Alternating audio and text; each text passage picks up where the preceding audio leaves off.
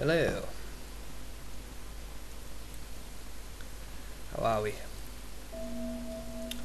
I'm back again for another bit of a blog session. And this is about Alex Jones and David Icke and any others really that are spreading all these conspiracies. Not that I'm against it, because I'm sure as I'm not. I don't necessarily see it all as conspiracy, because I do see some truth in what these people are saying. But what I have noticed recently, especially in the likes of David Icke and Alex Jones, is this increasing amount of commentary that's been going on about the fact that they're part of this wider conspiracy, they're part of the CIA, they're part of, you know, undercover sort of agents that are put out to sort of try and rile up public opinion and try and be the so-called set-up revolutionists, shall we say.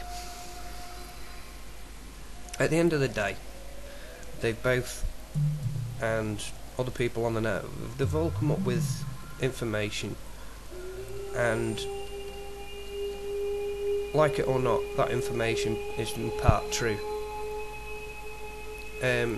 Not that I've got 100% evidence to prove that, obviously. You know, that's the problem with the net. You can't really, with the net, prove it, because it's not solid. You know, you're on the internet. It's not a literal thing. It's something that has been created to get rid of means of paper and documentation, making things easier.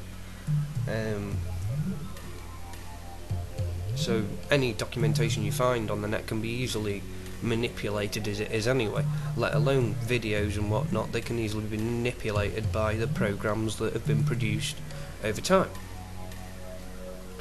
I hope you kind of understand what I'm saying there. So, I mean, you can't necessarily take them as people who are going to solve all our problems, because they are not going to solve all our problems. Same as you can't turn around and say that they're not right in what they're saying. I mean, with the likes of David Icke, some of the stuff he is saying is very outlandish in the respect of like the whole sort of reptilian thing, and then, you know, people like Bush and whatnot all being reptilians, and you know, that's a bit in the mind far-fetched. It's, as it says, too much for the human mind to perceive. And it probably is, until we see it for ourselves, because bearing in mind, if that sort of thing has existed for such a long time, then we as the human race have forgotten about it, because we've got so enrolled with our own lives and own history from what we've been taught. We have to, and this is where I agree with what you're saying, you have to unlearn what you've learned in order to be able to accept the possibilities of things that go beyond the human imagination. That's not the point. I don't really want to get into that. What I'm getting at really is the fact that, you know, this whole spate of sort of turning around and saying, oh yeah, but they're part of the conspiracy, I mean, whether they are or not is really hardly anything. I mean, at the end of the day, what matters is the fact that you take that information that they're giving you, take it away, take it back to your societies, and talk to people around you, and get a general feeling and find some sort of solution to the problems that literally are affecting you at the moment in your own societies.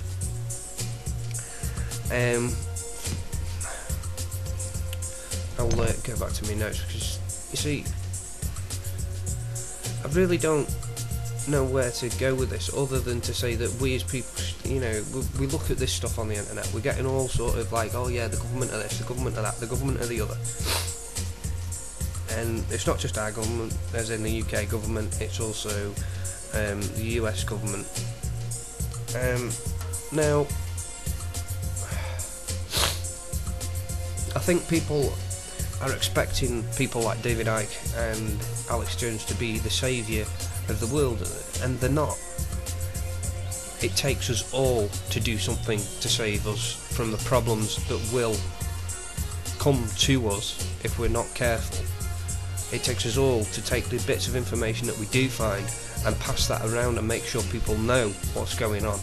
I mean, again, this is information that you've been told. Basically what I'm saying is, follow your own mind and follow your own heart and find the answer for yourself. Share that with others, and you know, if you share that with others, then the message gets out. It's no use sitting on the end of a computer hoping that somebody else is going to be the saviour of your problems and going back to your day-to-day life tomorrow and expecting it all to become better, because it won't. It won't until you, the person that's watching, actually goes away. I mean, if you like watch David Icke and whatnot, and you've watched Icke and you've listened to what they're saying, and you fully believe that, you know, this is the case, that they are this way, then you need to go out and research it, especially if you don't understand. You can't just presume that what they're telling you is 100% correct, because no human alive is 100% correct. Nobody is. Right?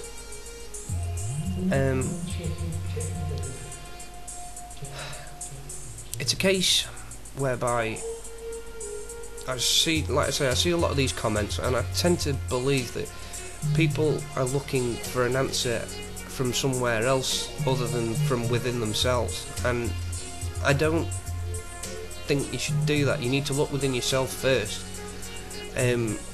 I mean, like Christian's going about evil and all that. The only evil in retrospect is that within yourself. If you can't control that inner evil, how the hell do you expect to control the evil beyond that inner evil? It's in itself. It's impossible. It breaks down. The whole plan breaks down. Basically what I want to say more than anything is that people shouldn't really be blindly following. They should take these points, like I say, take them back to the societies and use the points that they know are affecting them, that are visible to them at that moment in time, that these people are going on about, like David Icke and Icke. You know, like let's take the chemtrail thing for example, okay? I don't know how many out of you have witnessed this, but from all accounts, you know, we've been putting videos up.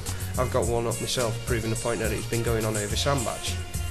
Because you've got contrails and chemtrails, and this is a big argument. This is an argument that you see a lot of people going on about it, saying, no, there can't be chemtrails because like planes just produce trails like that at that altitude. No, they don't. You check the width of this screen. Hang on a minute, get my fingers in the right place. Oh, there we go. Right, check the width of this screen. That's your sort of vision of sight across the sky, right? This little dot at the end of my finger, if you can see that properly, the end of my finger is a plane, right? A chemtrail in retrospect would dissipate like that, right? So let's say my fingernail, which you can't really see properly, well, not on this camera anyway, was the dot of the plane. You'd have the contrail, which is your standard trail out of a plane, that's about that big, right? The trails that you're seeing at the moment, bearing in mind that this screen is literally the size of your line of vision, or let's say a camera shot of the sky. You know, these trails are going on like this and beyond. You know, that's not a contrail. You know, that's a contrail. That isn't. Sorry, hands. That isn't. That's, you know, that's just taking a piss. And you know, if it's going beyond that, if it's going out that way, and it's going beyond that, that really is taking the piss. There's a difference. I mean, that sort of thing, you know.